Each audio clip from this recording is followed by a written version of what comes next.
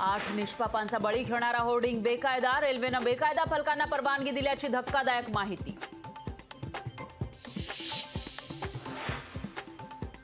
बेकायदा hoarding उभारणाऱ्या Bhavesh भिडेवर घाटकोपरच्या पतंगनगर police ठाण्यामध्ये गुन्हा। दुर्घटनाग्रस्त होर्डिंगसह 4 होर्डिंग बेकायदा उभारल्याचा आरोप। होर्डिंग दुर्घटनेनंतर राज्य सरकारला जाग, मुंबईतील बेकायदा होर्डिंग हटवण्याचे आदेश। उपमुख्यमंत्री फडणवीसांचं जाहीर सभांचं शतक, राज्यभरात 4 टप्प्यामध्ये घेतल्या 105 सभा। पंतप्रधान मोदी उमेदवारी अर्ज दाखल करणार, वाराणसीमधून सकाळी 11 वाजता उमेदवारी अर्ज दाखल करणार। केजरीवालांच्या जामिनानंतर आता झारखंडचे माजी मुख्यमंत्री हेमंत सोरेनही सुप्रीम कोर्टात प्रचारासाठी जामीन देण्याची मागणी।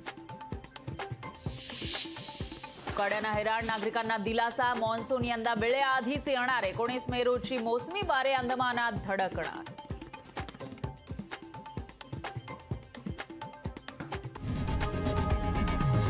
लोकशाही मराठी ऐका, पहा, जागरूक रहा।